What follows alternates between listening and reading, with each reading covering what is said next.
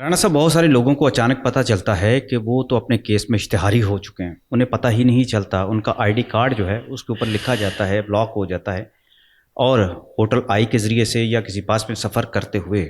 Police اس کو check کرتی ہے تو معلوم ہوتا ہے تم تو اشتہاری ہو، جبکہ اس کو بالکل نہیں پتہ ہوتا۔ یہ کیسے ایک گھر بیٹھا بندہ جو ہے وہ اشتہاری ہو جاتا ہے؟ میں پھر آؤں گا پارلیمنٹ پہ 154 کے تحت ایف آئی آر ہوتی ہے، وہ قانونی غلط ہے۔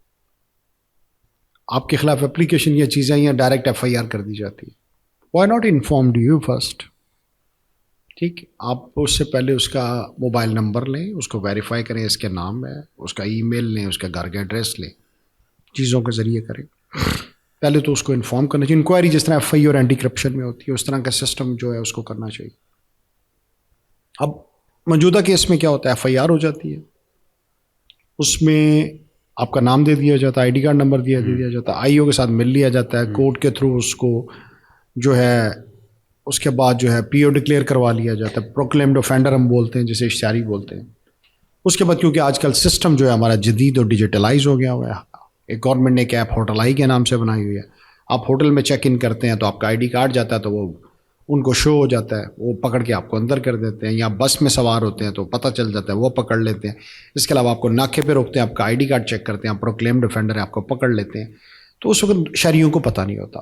اب ہمیں کیا کرنا چاہیے اس چیز کے لیے؟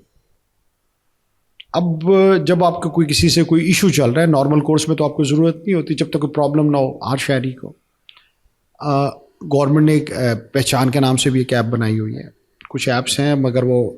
نارملی ورک کم بھی کر رہی ہوتی ہیں، کبھی نہیں کر رہی ہوتی، تو آپ کو کبھی کبھار چیک کرتے رہنا چاہیے اپنا آئی ڈی کارڈ سے۔ ہر پاکستانی کو دیکھیں، ہر پاکستان جن کے کیسز جن کے کہیں نہ کہیں کوئی ڈسپیوٹ چل رہا ہے، بلا وجہ تو ایف آئی آر نہیں نہ ہوتی آپ کے خلاف، ٹھیک ہے، تو ان کو چیک کرتے رہنا چاہیے۔ جس طرح کریکٹر سرٹیفکیٹ لینے جاتے ہیں تو وہاں پکڑ کے آپ کو بٹھا لیتے ہیں۔ نہیں، جو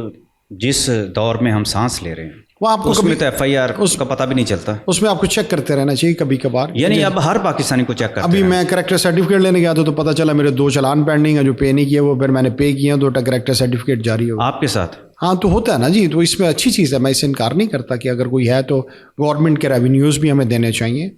تو اب اس کے لیے یہ ہے کہ آپ کو آن لائن ایکسیسز اور چیزیں اویلیبل ہیں تو اس میں چیک کر دیا، کوئی اتنی بڑی بات نہیں ہے، یہ چیک کرتے رہو۔ گورنمنٹ کو بھی چاہیے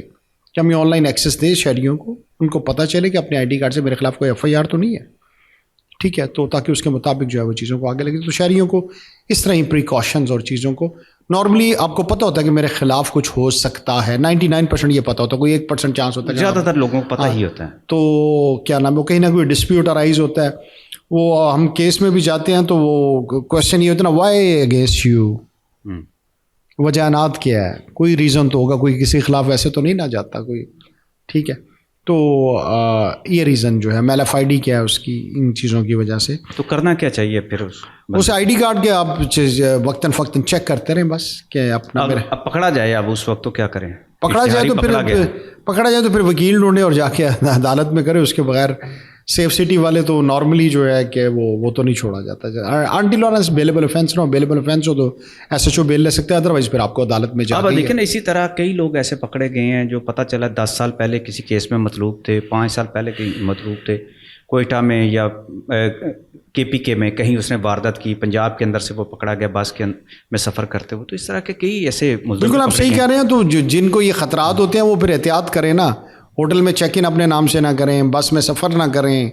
اس طرح کی کوئی جو پریکاشنز لے سکتے ہیں وہ لیتے رہیں، وقتاً فوقتاً چیک کرتے رہیں، اور اس کے علاوہ اگر کوئی ایسی ہے تو لیگل پروسیڈنگ کو انیشیٹ کریں۔ بہت بہت شکریہ۔